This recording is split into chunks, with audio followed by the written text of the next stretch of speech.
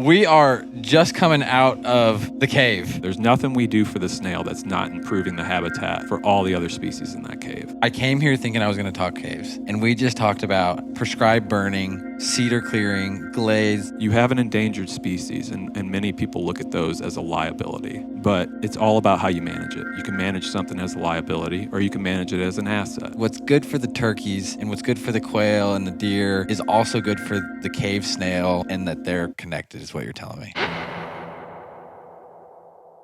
Welcome back to the Ozark podcast. I'm your host, Kyle Veet, joined as always by my good buddy, Kyle Plunkett. Yes, sir.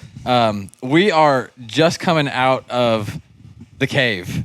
Yeah, this is part 2 of the Ozark Underground Laboratory series. Yeah.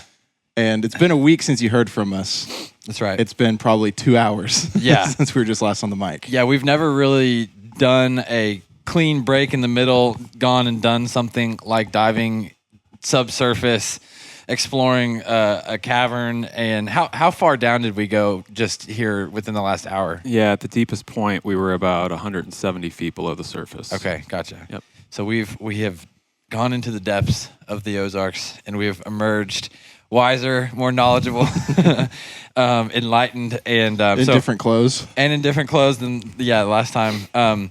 But we've got Dave Woods with us back on the podcast, and he was our tour guide. Showed us around the cave, and was just, you said so many things that I wish I had like a pen and paper, but I couldn't absorb all of it. But just right. It's clear that you guys have a huge expertise on the cave, and you've obviously spent a lot of time down there, and Tom has spent a lot of time down there. But man, I don't even know where to start. Kyle, do you want to kind of talk us through what we did and maybe a quick takeaway, or just, I don't know, dive into it a little bit? Yeah, I have a better starting point, maybe as far as a conversation, but I can do that after we talk. So we just, it's not all that complicated, climbed into a cave. Sure. But what was impressive is Tom excavated cave clay. Is that what it is, or is it dirt? Yeah, clay. It's clay, yeah. With, what were you telling us? Tools? So Tom says that the cave sediments are almost impossible to get out of a bucket, and it's really hard to get off of a shovel. So, and these are still in the cave, back in a little side alcove. He used cafeteria trays from the local school in burlap sacks to move a lot of that stuff. Just because it sticks so much to the shovel. Very sticky. It's like peanut butter. Yeah. So he dug it with a tray. Yeah, and then threw it in use a sack. the tray, scrape it out, load stuff on it, dump it in a burlap sack, move it to where he needed it. Some parts of the cave you needed fill material to kind of level out the trail, and other parts you needed to excavate. And you guys saw, he took a lot of care to preserve the formations that were in there. So there's spots where it would have been a lot easier just to bust out a cave formation, a piece of flowstone or something to get through that passage. But instead, he tunneled under the formation, through the clay, and back up the other side to preserve that. Yeah. It was super impressive just to see the amount of time and the hours he spent down there. I can't even imagine back in the 60s when he bought this place, going down there and exploring it and seeing what it would have been, and then everything that he's done to make it to where you can take groups in there, you guys can study, do everything that you need to do. Right. I don't even know, probably thousands and thousands of hours just dedicated to even getting in there. Right? Yeah. So at the time he was doing that, he was working full time for the Forest Service in Winona, which is about a 2.5 hour drive from here. Okay. So on the weekends, he'd come back here and work on his cave. He did that for about 5 years. What was his wife doing? Was she like, what are you doing down Hanging there? out in Winona. Yeah. And then, after a period of time in the early 70s, he decided to leave the Forest Service and start a consulting business. And it started as a way to fund the work he wanted to do in the cave without having a full-time job. So he'd take consulting jobs. And we talked about a lot of that on the last episode. But that kind of grew into the Ozark Underground Lab and what it is today. Okay. And you mentioned, as we had Tom on last week, on last episode, you mentioned Tom kind of glossed over some of his history and his status as a legendary explorer and cave, I don't know, excavator and researcher. Yeah. Caver. Give me a little bit more kind of feeling of Tom and what it's taken to get to this point and kind of his background. Yeah, so he ran through some of that with us before, but some of the things he glosses over is if you notice, Tom said he was at UC Berkeley, and that would have been in the '60s, and so that was a pretty wild place in the '60s, and he hung out with some pretty interesting folks, and was tied in with cavers and climbers, and but has just had a really diverse past. He worked on avalanches, avalanche research. He's worked in the Caribbean.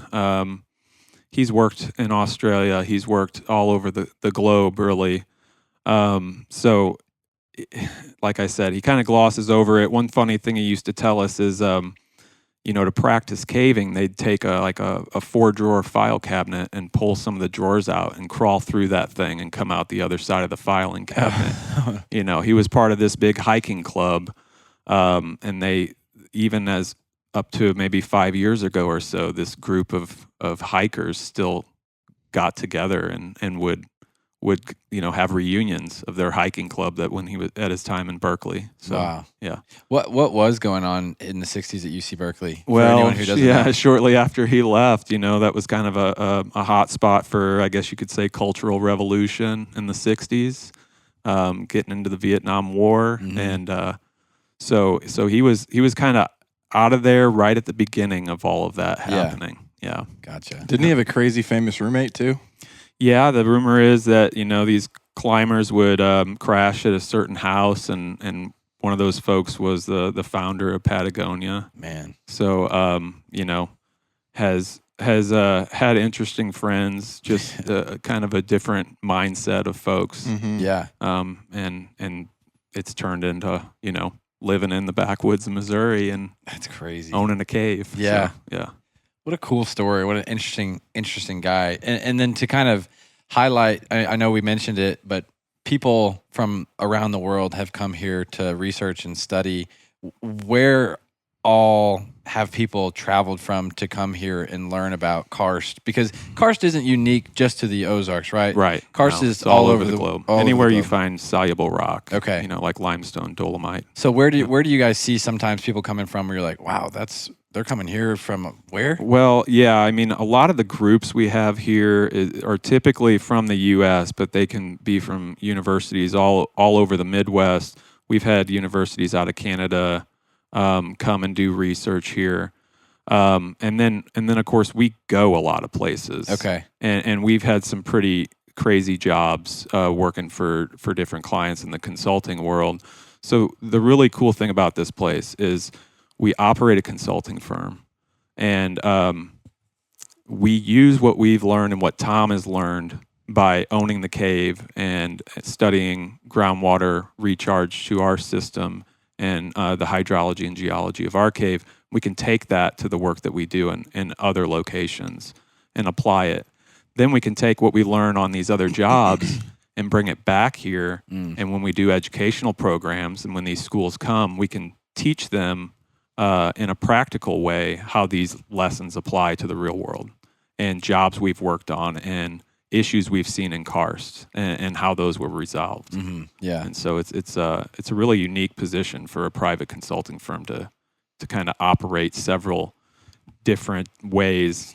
Education, we have a nonprofit foundation to protect a lot of the lands here in the cave, and then we have the private consulting stuff. So a lot of irons in the fire. Yeah, absolutely. For someone who's thinking like, man, what all kinds of consulting can you do, and what all kinds of clients are out there that are looking for consulting on things like, the projects that they have, what are some of those applications and jobs that you guys have had in the past? Yeah, so me being a biologist, I don't have a background in geology. I have a background in aquatics and biology. So a lot of the jobs I work on are jobs that involve rare endangered species, what we call RT&E, rare threatened endangered species. So maybe a species that only lives in a certain cave, or a spring of national significance. Or one interesting job we did was on the White River Plateau in Colorado. There's a lake called Hanging Lake in Glenwood Canyon. The lake has formed out of a travertine dam that's it's formed on the canyon wall. And travertine is essentially like the cave formations we saw in the cave. Mm-hmm. It's a deposition of calcium carbonate, but it occurs on the surface where spring water discharges. So you have 100-foot dam, and it's impounding water that's hanging off the canyon wall in Glenwood Canyon. They had some big wildfires out there, the Grizzly Creek fire in, I think, 2020. The Forest Service was really worried about the recharge area of the spring waters that fed Hanging Lake, so they contracted us to go out and do dye tracing, figure out where the water comes from. Those are the fun jobs. Mm-hmm. You get to go in the backcountry. My colleague Trevor and I stayed in a backcountry cabin for a week and put, 300 or 400 miles on a side-by-side, just traveling the White River Plateau. It was right before elk season, so man. It was a neat time to be up there. So we do a lot of jobs like that for state agencies, Fish and Wildlife Service, Forest Service. And then we do a lot of work in the jobs that I'm not so much personally involved in, but Trevor Osorno, who is really the director of the lab now since Tom has taken a little bit of a step back, he's got the technical knowledge to work on things like hazardous waste sites and refinery sites and landfills and military installations where they have to monitor their groundwater. And so a lot of our tools and our hydrogeological skills apply there, and we do work for those entities as well.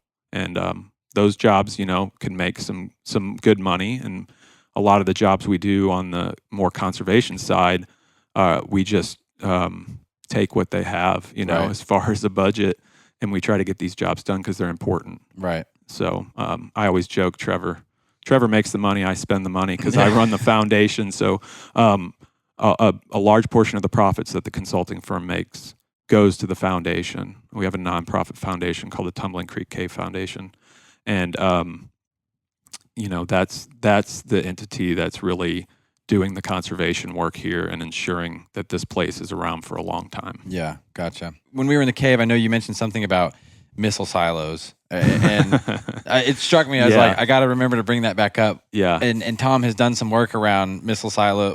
So what's the overlap there? So Tom wrote in effect, it's a book or memoirs, and it's a special issue of the Missouri Speleological Survey's publication.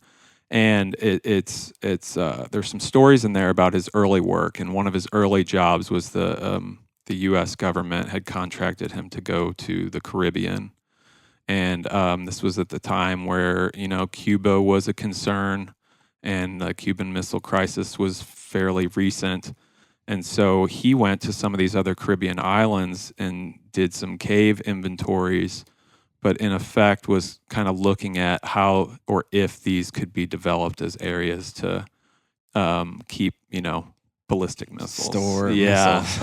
and so I'm not certain of all the details on it, but you never know, Tom will tell a story, and I've been working closely with him for almost 5 years now, and I've known him for almost 15. Mm-hmm. Never heard that story before, Tom. Yeah. What do you mean you were in the Caribbean looking for a missile silo location?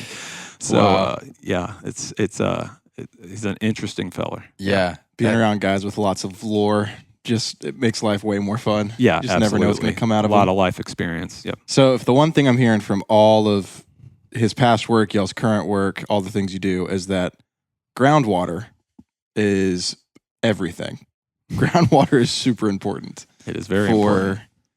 The health of the entire ecosystem, wherever you are. Yeah, and the opportunity to contaminate that groundwater is greater in karst areas than in other geologic settings. Because we don't have the same filtration. Well, the water is getting into the ground quickly, and often there's very little to no attenuation of any kind of contaminants or pollutants that might be going into a sinkhole or a losing stream reach.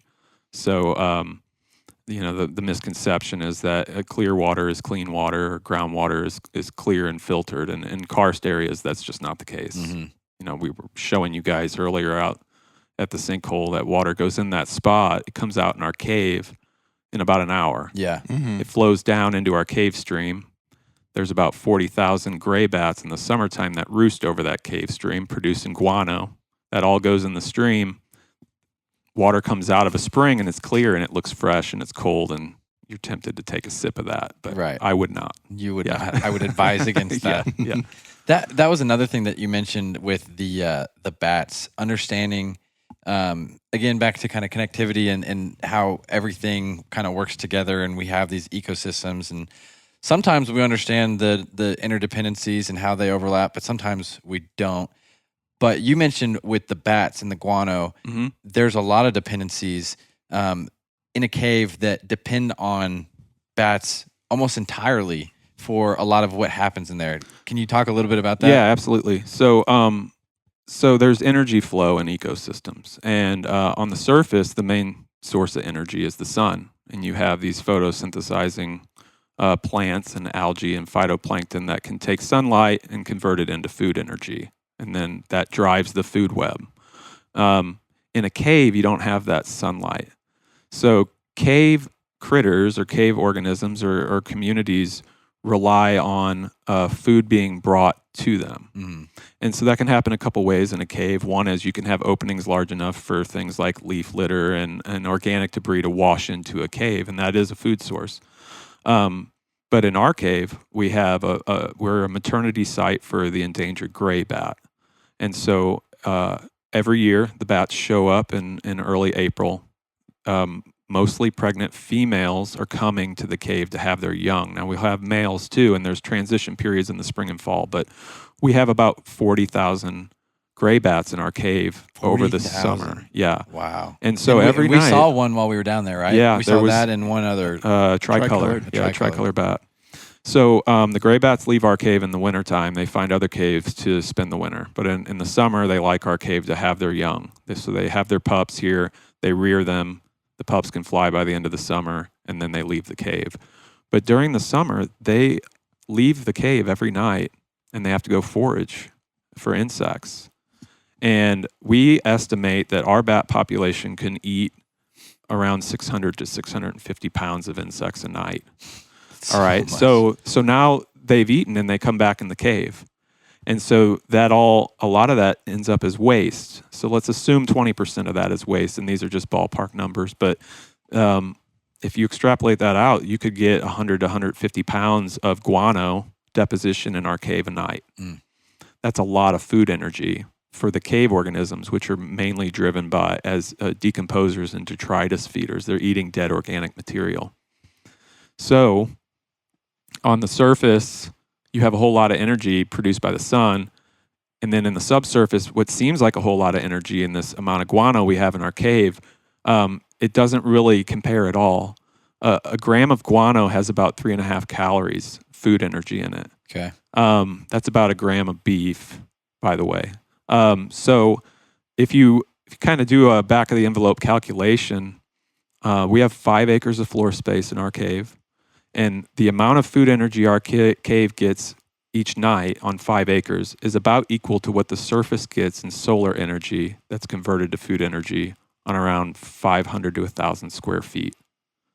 So 5 acres versus, let's say, 500 to 1,000 square feet. Okay, There's so a way more concentrated huge in the discrepancy. sunlight. Yeah. So all that is to say, cave ecosystems are very energy limited. Mm-hmm. And so the cave organisms have to have some unique adaptations to deal with those limitations. Gotcha. And so if the bats disappear, what happens to all the other cave organisms that rely on bat guano Yeah. They to have no drive the food source. web? Exactly. Gotcha. So bat conservation is a very big part of what we do here. And then after that, so you talk about the bat and just the food source of the guano, but you mentioned there's even there was like a mite that lives on the Right. bat that is affected, of course, naturally. Yeah. What was the name of this? This is these are bat mites. If any cavers are listening to this, cavers are well aware of bat mites. These are a mite that lives on the gray bat, and in particular, this mite likes to hang out in the anus area of the gray bat. So Okay. really specialized habitat, right? if you go into a part of the cave where the bats have been roosting, and they'll move around throughout the summer. So if they were roosting in high densities, that'll build up kind of a loading of mites. And if they leave that spot and go to roost somewhere else, those mites are stranded.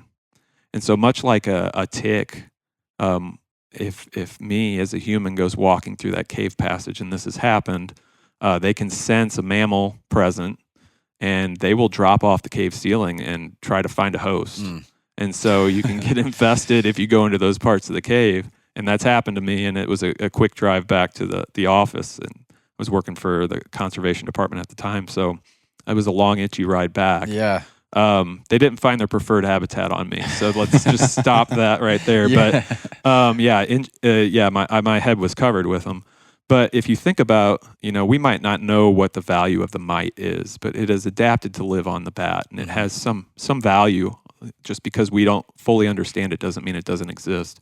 That mite, if the bat goes extinct, what happens to the mite? And so that there's so many examples of that in nature, but in caves, it's just kind of in your face. You can see it. Yeah. It's amplified because of the lack of energy and the sensitivity of these species and how specific their ecological niches are. Yeah. It's a lot more you can see it much more clearly versus when you have less species versus on the surface, you have an interaction of thousands, maybe millions of species and tiny little microorganisms that in a cave, it's just simplified and you can really connect the dots. Right. Like without this, you don't have this. Right. In our cave, there's a lot of very well-researched caves out there, but our cave has had a lot of research occur in it for the last almost 60 years since Tom bought the property. So we know a lot about these relationships, and we know a lot about our cave. And we're extremely fortunate to have had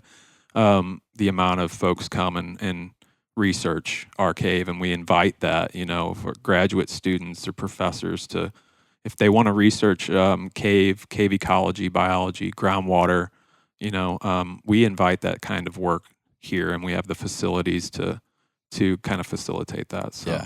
Yeah. Kyle, at one point we were down there, and you were like, "Man, can we turn off the lights?" And we did, and it was completely pitch black. What did you think about that? Oh, I hated it. It was cool. So we've talked about this before, but I'm scared of a few things. One is being in a cave too small or dark for me to feel like I could get around in. Yeah. And when it's pitch black, it was scary. It was cool, but it's like, I want the lights on. I'm glad I have my cell phone in my pocket. It's like if the headlamp's dead, at least I have the iPhone flashlight. Yeah. I never want to be in water too deep where I can't swim up with one breath, so I'm never going to dive. And then I hate being in brush that is too thick to have your headlight penetrate through in the dark after like deer hunting. Yeah. So turning off those lights was at the same time very cool. And also terrifying for me personally. And I wasn't letting y'all feel it out of me, but I was like, this is... No, you seem pretty calm. I wanted to do it, but I also... it was freaky. And then we talked about how people thought it was a myth that you could go blind after being in pure darkness for, 40 days, 60 days, something like that? So I had a number of students, when we turn the lights off in the cave, say, if you do this for too long, you'll go blind. And I kind of thought it was a myth. Yeah. And I actually used, the Google to look it up. And turns out, at least what I found, it's possible if you're in complete darkness and your eyes are straining to focus on something for 40 days, you could potentially lose eyesight. Yeah. Yeah. So, I'm not obviously I'm not an optometrist, so it's probably going to get called on that. But based on my limited research, it looks like it's not so much a myth. Yeah. Well, and then it made sense why a lot of those cave dwelling creatures don't have eyes or use eyesight. You're talking about how eyes are such a, expensive organ when it comes to energy. Right. That they just adapt to where they don't need them. They don't use them. And then Kyle, before you go there, I thought it was like, so we turn it off and you're sitting there and you said this, your eye will not adjust to this. Back to your eye can go blind maybe. And you put your hand up to your face as close as you can. You cannot see, like it's absolute darkness. Right. And then, we turn the lights back on and you start to see things again and you realize, wow, when I'm not in here with this headlamp, it's always like this. Yeah. and these creatures, back to your point, Kyle, is they have adapted to these places where it's always completely dark, pitch black. And so over time, you were talking about how that can have an impact, and then how those changes take place. You explained it in a way that I've never really thought of it or heard of it before, but it made a lot more sense to me. Kind of walk us through that a little bit. Yeah. So again, back to the limited energy. So, and this is all, adaptations through evolutionary processes. But if you are an organism living in a cave and there's no light and your energy budget is limited, and an eye is a very expensive organ to maintain, what are you going to cut? You don't need eyesight. You don't need pigmentation. So those are things that are going to disappear over generations of adaptation. So I think what I was explaining with the grotto salamander, for instance, is that they don't have eyesight, but they have what you could think of as vestigial eyes. It's a relic of an ancestor that had eyesight. But if you see newly hatched grotto salamanders, and a grotto salamander is blind, and it also lacks pigmentation. It's kind of got a grayish color, not pure white. But the juveniles, the newly hatched salamanders, they have eyes. They can use them. They have pigmentation. And as they mature, as well as they have gills, as they mature, those features disappear. Their eyes get covered over. They lose the ability for eyesight. Their pigmentation disappears. Obviously, with lots of salamander species, their gills disappear, and they can start to move out of the water. But it's kind of evidence of where this adaptation has come from and what the ancestor looked like. So this is a species that was likely terrestrial that has moved into the cave, and we saw the cave salamander, and that's kind of a facultative cave user. So it can live in the cave, it can live outside of the cave near cave entrances. Yeah, he was right at the top, right as we were coming in. So you can see where there was an ancestor that was just over the generations moving further and further back in the cave, and then you have these mutations where maybe one of them loses its pigment, or a certain individual loses its eyesight, and maybe its energy budget is higher now than all of its cohort, and so it survives longer. It's able to reproduce. It can pass its genes on to the next generation, and that's how you perpetuate these adaptations through time. Yeah, it's just so fascinating. It is, and it makes sense when you think about it, and just I don't know, man. Being down there, it was. It just felt like another world. It really did feel like we went underground and then you just flipped the world upside down. And even talking about like when we went down to the very bottom, you were like, this is actually the youngest part of the cave. Right. And, on top of the surface, you think of like things piling up and getting stacked. And so it's just completely flipped. And I really felt like we were on the Stranger Things Netflix show, The Upside Down. I was like, where are we? Yeah. What is going on down here? We're in the Ozarks. That's we walked by a big rock. I'm not going to try to use the term. It's a formation. It's a flat rock. Really, I don't know what it was, and it looked like it was melting. Yeah. And you were explaining how that is how the rock is interacting with the acid in the water. Okay, and yeah. So I'm not exactly sure what part you're talking about. Well, we were talking about was the this at the processes beginning that where build caves. The writing, I'll set it up for you. Yeah. Yeah. The writing was in there? Yeah. So Okay. there was writing in there. Oh, the weathered dolomite. Yes, that Tom hadn't written. So it was before him. And then you've even found writing since the early 1800s. Yeah. But late 1800s. Or late 1800s. Yeah. This rock was effectively eroding. It was weathering. I know it's not technically erosion, so it's weathering. Yeah. But because you don't have wind or any other outside forces on it, it's not getting swept away. Right. So it looks like a melted rock. Yeah. Can you explain what is happening there? Because I've never heard of that. It's dolomite. Our cave is in the Cotter Formation, which is got big beds of dolomite in it. And so what you're seeing is the weathering of the bedrock. And bedrock weathers on the surface. It ages, it gets brittle, But there's processes that carry that material away, like rain, wind. In the subsurface, we have areas, particularly in the ceilings of some of our passages, that it looks like bedrock, but it's soft, and you guys saw the fingerprints in it. That is weathering dolomite, that there's no mechanical action down there to carry it away, so it's just in place. So for a half inch, an inch, it's soft, and you could actually push your finger up into it, although we ask people not to do that.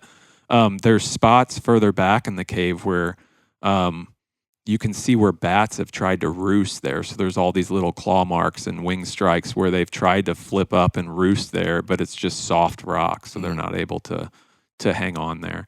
But yeah, the whole process that under which caves develop, and these speleothems, these cave formations or deposits, is really interesting, and we kind of covered that in the cave.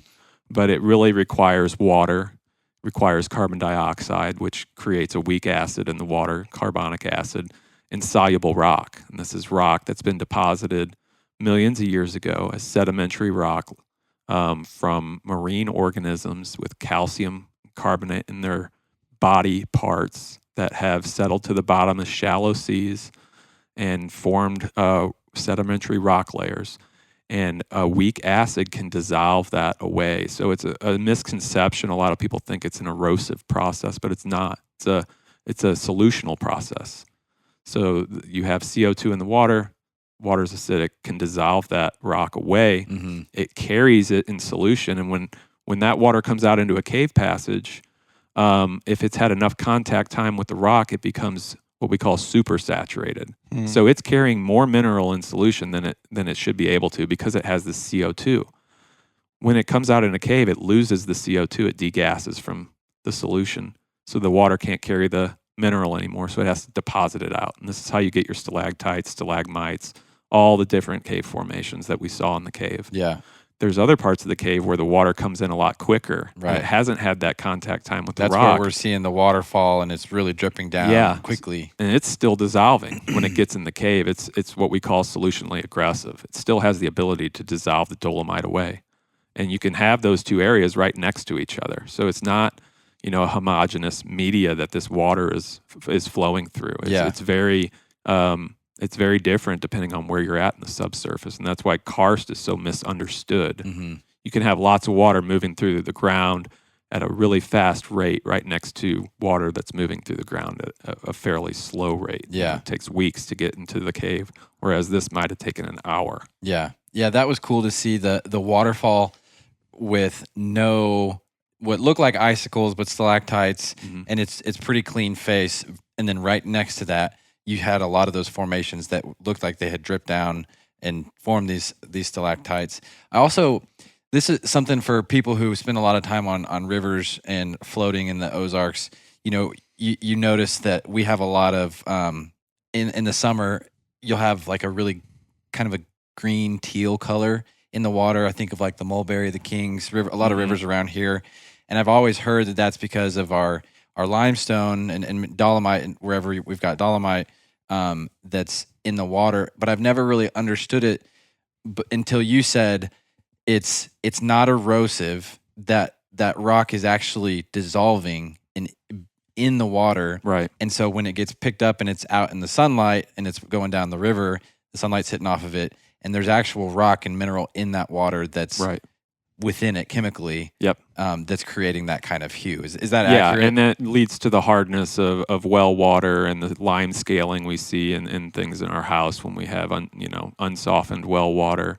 But yeah, it's the dissolved mineral content that dissolves solids in the water, and that's because it's been moving through the soluble rock units, the limestone and dolomite. So and some of the prettiest spring-fed streams in the Ozarks have that turquoise, bluish hue to them. So it's something that, like you said, you've thought about, but you never really fully processed. The processes that are taking place to create that. Yeah. No, it's interesting to kind of hear it from your perspective, and hearing it coming through a cave and thinking about all that dissolving and coming within the water. You could collect enough water And if you could extract the mineral, you could just build rocks out of it. That's where I was going Right, to go. That's yeah. where I was going to go. Yeah. Yeah. So you had mentioned, and I know you said you don't know the exact number, but yeah. within the water, there's rock, right? Right. Yeah. How- So Tom is Tom being the legend he is, has all these numbers in his head. But in certain, settings you can have, and I'm totally going to blow the number here, but it could be for every 10,000 gallons of water, or maybe every 100,000 gallons of water, you have a pound of limestone or a pound of dolomite. So Gotcha. yeah, it's the dissolved rock is in the water as it flows. So if you could, in theory, like put all of that water, 10,000 gallons or 100,000 gallons, and dehydrate it, you would be left with a stalagmite. Yeah. I mean, that's actually in good. effect what you're Yeah. seeing in the cave. So that's a good way to think about It's that coming too. Is out how of solution. much Yeah. water Yeah. has gone through there for all the generations to cave build those massive formations. It can do two things. It can dissolve out the passages, and it can build cave. It can take cave away. Mhm. It just depends on what the water chemistry is at the time and what's going on the surface, and Yeah, that's cool. and the size of the conduit that's carrying the flow. Because you think it's just erosion. You grow up thinking it's just erosion. Yeah. Right. And what you're hearing is it's actually chemical. Yeah. And Erosion's as- a mechanical process. Like depending on what is happening within the water and then the surrounding landscape that contributes to the water in that certain point of history, either builds caves or clears caves. Yeah. So and That's awesome. So think Yeah. about this. You can take it another step. The landscape has changed. I mean, I don't know if you guys have ever talked about like Schoolcraft or some of yeah. the- Oh, yeah. So he described a much different landscape than what we see today. Right. And there's a lot of species, plant communities on the surface that weren't around, and our forest communities are a lot different. They're more dense, a lot of cedar component, and these things drink a lot of water, right? And so they also create a forest floor that has very little to no herbaceous plants, native grasses, forbs. All of these native plants contribute to groundwater infiltration. They slow the water down. They create these soil layers and these scenarios where the water can really infiltrate into the ground rather than run off down the hill. So if you see a big slope covered in cedar and there's nothing growing on the ground under it, and those cedars are drinking a lot of water, that's going to impact what's going on in the cave below that slope. Mm-hmm. There's less water, so cave formation could slow. The water chemistry could change. It's going to affect what's going on the surface. So even things you don't really associate with caves, like cedar growing on the ridgetop, have a direct impact on the subsurface, and have a lot more benefits when you're trying to restore lands to their natural community. Mm-hmm. And around here it's glade and woodland. Right. When you do those restoration efforts, you're not just benefiting wildlife and benefiting the forest community, you're benefiting groundwater and the cave community as well. Yeah.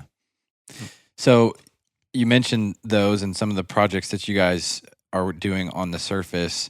What are some of the things that you guys have done in the past, and what are you working on at the moment to have that, positive benefit by, creating a healthy habitat on the surface that ultimately creates a healthy habitat below the surface? Yeah, so we as Tom said, we own over 3,500 acres. So we have a lot we're doing, and there's a lot of areas where we want to do more. We just don't have the bandwidth to do it right now. Mhm. But some of the big projects we're doing, we're working with Fish and Wildlife Service. They're partners of Fish and Wildlife Program, and they've provided some cost share for us to do glade and woodland restoration. So we have about a 200-acre site on one of our ridge tops to the south here, where we've been for the past 4 years cutting cedar, putting fire back on the landscape, and restoring the communities to what was there, before European settlement. Mm-hmm.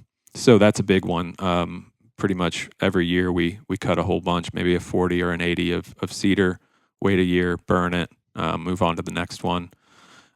We have a 200-acre grazing system. So we partner with NRCS. We're in part of one of their programs called EQIP. And so that provides us funds to take a 200-acre piece of cattle pasture, and we do lease some of our lands for grazing and for hay. And we're subdividing that into multiple paddocks. I think there's going to be 14 or 16 paddocks in what is now just 2 fields. We have 9 waters. We installed over 9,000 feet of water line. Now you might think, what is this cave-oriented or groundwater-oriented organization doing installing grazing systems? Mm-hmm. And really our philosophy here is that we want to show people you don't have to quit using the land to protect caves and groundwater. You just have to use it wisely, right? And there's ways to do that, and you can still use the land. You can still make a profit. You can still use, do ag stuff, but there's just a right way to do that, and that's what we're trying to do. So those are some of the big ones. We also, I mentioned we talked about the crayfish issue. Yeah. We have a couple big springs. We have 25 springs that drain our cave stream, upwards of 25, depending on the water level in the cave. Those all go into drainages into Bolshols Lake. And when the lake's at flood pool, those drainages, they pool up, and all of our springs except 2 are inundated with water. And that allows a surface crayfish, the ring crayfish, to get from the lake through our springs and up into our cave. Mm-hmm. We just got not long ago some funding to build some barriers, some crayfish barriers on some of those springs to try to prevent new invasion into the cave. And we've been trapping and removing those crayfish for over 10 years now. So yeah, we got all kinds of things going on. On top of all of the trail maintenance and building maintenance and things like that. Yeah. So.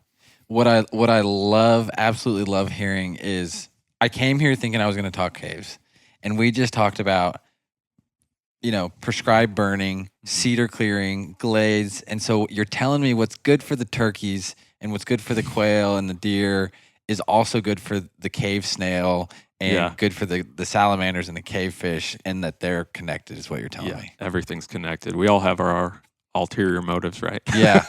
That's crazy. Yeah. If some more turkeys end up hanging out on that ridge top, I'm not going to complain about You're that. not sad about it. No. We've been kind of surprised over the last maybe 2.5 years, how often we come to the conclusion that just everything is connected. Right. And then, of course, we like talk about that all the time. The more and more we do this, the more we realize that. But I can honestly say this is the first time I've thought about the things under the ground. Mm-hmm. The furthest I've gotten is the water. Yeah. I haven't gone below even in the surface. Right. And here we are saying it really is all connected. Yep. And it's cool to hear that sometimes, cows and crawdads is good management. Mm-hmm. Right. You're like, that doesn't, you wouldn't say it's, 1 + 1 = 2. Yeah.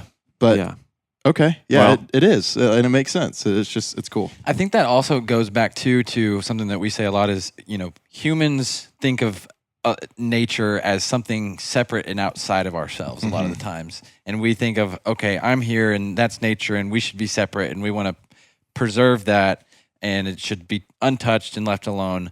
But I think it's more and more clear that humans are a part of nature and we have a role to play that actually can be very beneficial to the landscape. And we can the land can be our medicine, we can be the land's medicine, and kind of work together to benefit both sides. And like you said, you can still use it. You can still use it to your benefit the way that a lot of species do. But like you can still have cattle and maybe just do it in a way where you're rotationally grazing and you're letting that ground recover and letting those plants recover. Right. You can use it to hunt and fish and recreate on it, but do it in a way that's beneficial and, helpful where you're keeping the habitat intact. It just makes it so much more tangible and I don't know, just like cooler to have that interaction instead of this mindset of, I don't want to like break anything or mess anything, or I don't want to step on that and mess it all up. Right. Like there's an interaction and it can be a give and a take. Sure. Yeah. And I mean, you were in the cave, we stayed on the trail, and there are parts where you're like, can I touch that or can I go here? And I'm like, let's stay on the trail. Mm-hmm. Because in a cave, you could step on the wrong thing and make an impression that never goes away. We saw bear paw bones that are 17,000 years old. They've been there for a long time. Yeah. But you don't realize what's going on the surface, and you don't see that footprint, like you would while you're walking through the cave. And so it's really connected, and that's what we preach here. It's a 3-dimensional landscape. Mm-hmm. It's intimately connected, the subsurface and the surface. And as Tom said, what goes down must come up. Mm-hmm. And the history of the Ozarks is also a history of people loving their resources to death sometimes. Yeah. A lot of these communities popped up around springs. This was the water supply. Well, if you use the spring for your water supply and then you build your community up on the hill above the spring, where's all your waste going to go? Right. And so where do these outbreaks and epidemics come from in history that were based off of the result of water quality issues, waterborne illnesses. So sometimes we can love things to death. Absolutely. But that doesn't mean we can't use things and can't be dynamic in how we manage things for people and for the natural communities. Yeah. So. What would be, and maybe the answer is I don't know, or I don't know, we're still figuring it out. You've got these communities in these places, and they've been built where they are, and they are near a spring or whatever. What would be like the right way to have a community that has as little impact on the groundwater as possible? Like, you know what I mean? What big questions. I know, and it's probably unanswerable, but well, it's not. I mean, a lot of the issues we've seen are just unintended consequences because we don't have the information. And that's why so much of the work we do, I feel, is really important, and particularly when we're talking about like fluorescent dye tracing. When you can show a person that the water, or the dye, I should say, that we put in your septic tank showed up in your neighbor's well, now that is a direct, tangible example of what's going on. So it can be simple things like maintain your septic system. But there's these bigger questions, we need water. Where's it going to come from? Right. And how can we use it and not deplete the resource? How do we get rid of the wastewater without destroying the place we were getting the water from to begin with? Mm-hmm. And those are issues that, are hard as populations grow. But I think just having the information and the data in a lot of these scenarios, there's easy fixes to the problem. Mm-hmm. It's something that maybe a sewer main that's been ignored, or a parking lot that's been put over or drains to a sinkhole. A lot of issues we see stormwater being directed towards low-lying areas, and those low-lying areas are sinkholes. And so you're taking a whole bunch of water, stormwater, which is just laden with contaminants, being shunted in large amounts to the one place it shouldn't go. Yeah, This is a sinkhole going straight into the groundwater system. Opening. But it just comes down to knowing what you're dealing with when you're doing those types of projects, and so that's really where Tom has grown this whole consulting practice. And what we try to preach is you've got to know, you got to get the data and educate people on what's going on. Yeah. Man. There's a lot of wonder out there So when you're cool. paying attention. Yeah. It's just noticing it and paying attention to what's going on. And it's hard to do in the subsurface. So unless you have a place like this to take people and show them. And that's really what we like to do is show people, and we get the exact same reaction as you guys have had. I had no idea. Yeah. And so, it's often seen as kind of a separate thing. It's in the subsurface. That cave is not going to be impacted by anything going on up here. And the reality is it's all part of this 3-dimensional landscape. Yeah. So. Yeah. And to have, this cave, the recharge area is 9 square miles. Yeah. And so to think about everything that happens on the surface up there in that 9 square miles, you're doing things that you don't think is going to impact a cave or a cave snail. Or the Ailey's centipede, millipede? Ailey's cave millipede. Cave millipede. Yeah. That these species are only found in this one cave that we know of on planet Earth, and something you could do, not even know it, could impact this, and you could lose it forever. And I bet that regardless of most people's worldview, political affiliation, what have you, if you knew that there was a species that was only found under your feet, and what you're doing at your place or on your farm could cause that species to go extinct, I gotta think there's a little piece of everybody that's gonna say, maybe I'll think twice before I throw this, old fuel down this sinkhole or clear off all this land along the stream. And so, but bringing them here, the visit here is what really makes an impact on people. And so, one quick story on how you can impact the subsurface, but what's going on in the subsurface can also impact a community. Our recharge area is 9 square miles. There's a little local school here called the Mark Twain School. It's a K through 8 school. It's a rural area, not big budgets. Probably 25 years ago now, Tom figured out through dye tracing that they had a sewage lagoon that was failing. And a lot of that sewage was coming into our cave stream. It's about 5 miles straight line distance, but it's in the recharge area. So instead of going to the regulators, which he assumed would force the school to fix it or shut down, he went to the superintendent of the school, the principal, and said, hey, we got an issue here, and I'm a little concerned about the sewage that's coming through the cave. And they said, well, this is a timely visit because we just got cited by the health department for a failing wastewater treatment system, and if we don't fix it, we're going to have to shut the school down, and we don't have the money to fix it. Well, guess who paid for that fix? Tom. The cave snail. Oh, the cave snail. Really? Because of the funding for... Because that species is in the cave and it's listed as an endangered species, Tom was able to raise funds through Fish and Wildlife, Missouri Department of Conservation, these partners, and the total bill was about $89,000 to get that school a good wastewater treatment system. They got to stay open. They got a new system. And the local paper wrote an article, and the headline was, School Saves Snail. Oh, it's the other but way the author around. did say on one of the first lines, did the school save the snail or did the snail save the school? Yeah. So again, it's just integrally connected. Yeah, you can't undo them. Here you have a little endangered species that nobody knows about benefiting the community in ways that we would have never thought of. Yeah. Because it brought some funding. And the last thing I want to leave, this is what Tom always says, is you have an endangered species, and many people look at those as a liability. Private landowners, industry, look at these species as liabilities. But it's all about how you manage it. You can manage something as a liability, or you can manage it as an asset. And we've managed this as an asset, and it's been an asset for us. And so we like to preach that too. If you have rare endangered species, these things can be assets for landowners. And what we do to benefit the snail benefits every other species in that cave.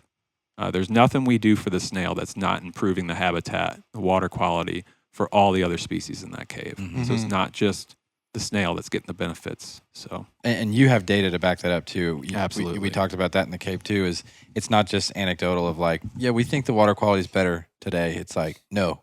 We have the numbers to prove it. We test this, monitor it. Yeah, we monitor it with a water quality monitoring station, and it's part of the recovery plan for the snail. And we can look and see, after storm flows, we're getting less sedimentation, less turbidity in the water than we were 20 years ago before a lot of these lands were protected. So yeah, it's not a guess. It's not. Yeah, this is real data that we use. Yeah, and it's because all the work you guys have done on the surface and subsurface too. Absolutely. But man, that's so cool.